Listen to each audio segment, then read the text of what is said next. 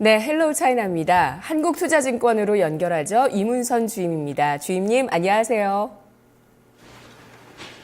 네, 안녕하십니까. 네, 중국 주식을 직접 투자하기 위해서도 이 시간이 중요하지만 또 우리가 중국을 이해하기 위해서도 이 시간이 참 중요한 것 같습니다. 오늘은 또 중국의 어떤 이야기 들어볼까요? 예, 오늘은 제가 지난번부터 조금 계속 말씀드린 거와는 좀 다르게 이제 중국의 제약회사 조금 설명해 드리려고 하는데요. 지금 중국의 항암제 시장이 연평균 23%씩 성장하고 있다고 합니다. 지금 2012년 통계에 따르면 전 세계에서 약 95만 2천 명의 위암 환자가 발생한다고 하는데 그중에 절반이 중국 환자라고 합니다. 지금 중국 같은 경우는 그 위암의 원인이 되는 헬리코박터균 감염률이 좀 높고요. 아무래도 그 음식을 나눠 먹고 저희처럼 국물 문화가 좀 많기 때문에 그런 전통적인 식습관과도 좀 관련이 있는 것으로 추정이 됩니다. 그래서 중국인들이 위암이 조금 많이 걸리는 것 같은데, 그래서 중국의 항암제 시장 규모가 지금 2009년부터 16년까지 연평균 20% 이상씩 성장할 것이다, 이렇게 내다보고 있고, 실제로 제가 오늘 소개해드릴 항서의학이라는 그룹 같은 경우는 이제 표적 항암 치료제를 전문적으로 이제 생산하는 기업이다 보니까 앞으로 동사의 수혜가 예상돼서 오늘은 이쪽 이야기 조금 제가 해보려고 합니다. 자, 제약업체고요. 그리고 그 상해 종합지수에 상장되어 있는 600276 항서의약, 항서제약이라고도 하고요. 항서의약이라고 오늘 또 가지고 와주셨는데요. 그동안 우리 헬로 차이나에서 제약주 많이 다뤘었고요. 또 최근에 바로 이번 주였던 것 같아요. 그 유안타증권의 정윤성 대리는 제약주 중에 탑픽이라면서 항서제약도 있고 뭐도 있고 많지만 복성제약이 최고다, 이렇게 얘기를 해주셨는데, 이문선 주인님 제약주 처음 가지고 와주시는 거잖아요. 예, 맞습니다. 네, 탑픽이신가요? 네, 탑픽입니다. 네, 알아볼게요, 내용들. 예, 항서의학입니다. 600276이고 상해시장에 상장되어 있습니다. 지금 중국 시장에서 이제 제일 선두에 있는 퍼스트 제네릭 약품 생산 기업입니다. 그래서 항암제 분야를 좀 선두를 하고 있고요. 지금 이 회사 같은 경우는 앞서 서두에도 말씀드렸지만 이제 항암제 시장 자체가 연평균 23%씩 성장할 것이다. 하지만 이 회사는 그렇기 때문에 이 회사는 이제 표적 항암제를 전문적으로 좀 제네릭을 들여와서 생산하고 있기 때문에 앞으로 동사의 수혜가 예상된다. 심플하게 정리해드리면 그렇고요. 이 회사의 신약이 뭐가 있냐면 아파틴이라는 물질이 있습니다. 그래서 세계 유일의 그 말기 위암 환자를 위한 경부 치료제입니다. 지금 세계에서 가장 많이 쓰이는 게 이제 로체사의 아바스틴이라는 물질이 이제 위암 환자들한테 좀 많이 쓰이는데요.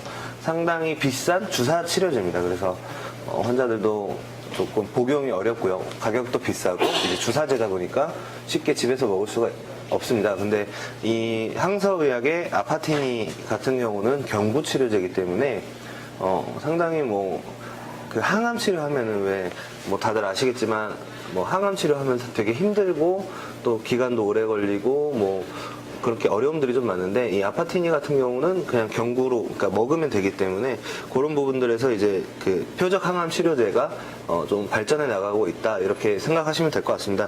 요새 글로벌 제약사의 화두가 아마 표적 항암 치료제일 겁니다. 그래서 과거에는 저희가 방사능 치료라든가 이렇게 광범위하게 좀 암을 치료를 했다면, 요새는 간암이면 간암, 위암이면 위암, 이렇게 표적 항암 치료가 이제 트렌드라고 할 수가 있는데요.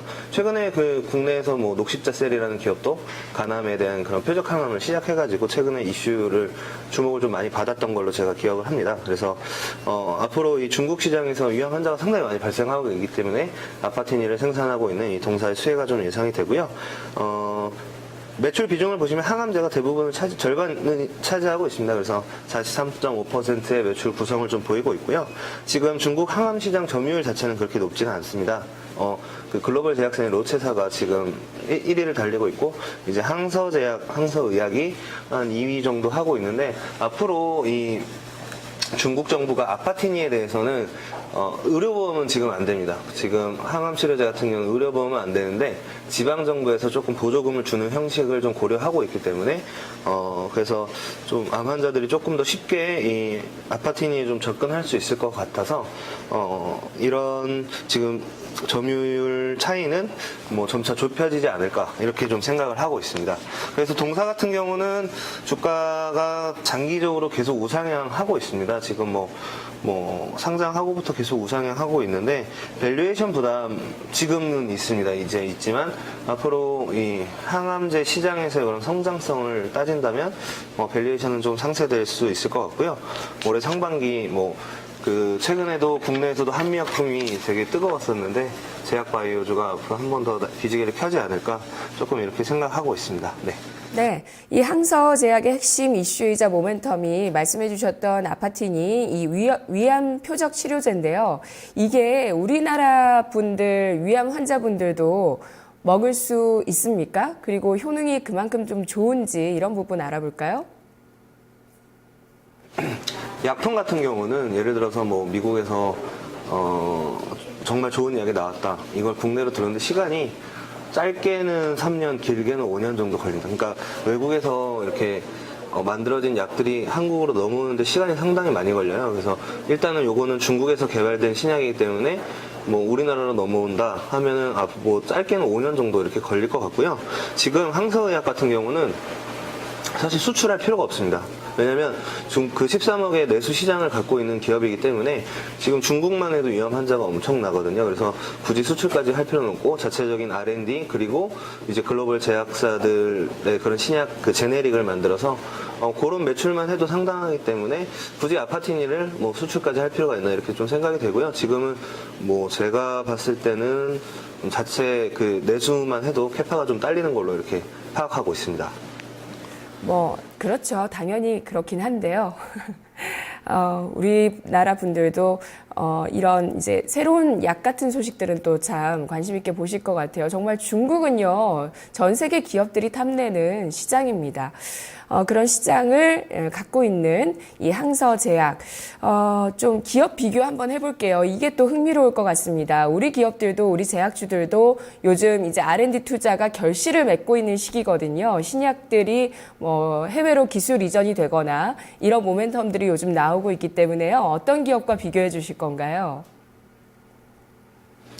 항서제약과 한미약품 비교해 드리도록 하겠습니다. 항서제약 한미약품이랑 상당히 비슷합니다. 뭐 사업구조라던가 지금 제일 비슷한 건 뭐냐면 R&D 투자가 한미가 사실은 매출액 대비 R&D 투자 비중이 다 너무 높았습니다. 그래서 과거에는 뭐 주주들의 원성을 듣기도 했었는데 지금 최근에 주가가 3배, 4배 가면서 이제 그 R&D가 결실을 맺고 있습니다. 뭐 기술 이전도 말씀하신 것처럼 했고요. 앞으로도 뭐 한미약품 더 간다 하시는 분들이 많으니까 그래서 결실을 맺고 있는데 이 항서제약 역시도 R&D 투자가 매출액의 한 10% 정도는 매년 이렇게 투자를 하고 있습니다. 그래서 아파티니 같은 것도 만들었고요. 앞으로 뭐 더 좋은 그런 의약품 지금 진행되고 있는 임상 1상, 2상, 3상 상당히 많이 있습니다. 그래서 그런 것들도 이제 R&D를 통해서 투자를 하면은 한미약품만큼의 어떤 그런 기술력을 확보할 수 있지 않을까 이렇게 생각이 되고요.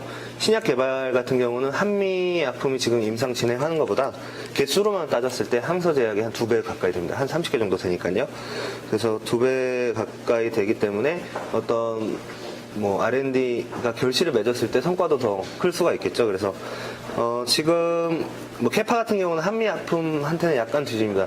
한미가 파이프라인이 24개인데 신약 파이프라인이 항서제약이 17개 정도이기 때문에 약간은 뒤지는데 뭐 제2의 한미약품이라고 중국의 한미약품이라고 생각하셔도 무방할 정도로 R&D 투자 열심히 하고 있고 기술력 좋아서 아파티니 같은 것도 만들었고 이제 뭐 위암 표적 항암 치료제를 만들었기 때문에 그건 이제 시작에 불과하거든요. 그래서 뭐 또 다른 표적 항암 치료제 또 개발할 수도 있을 것 같고요.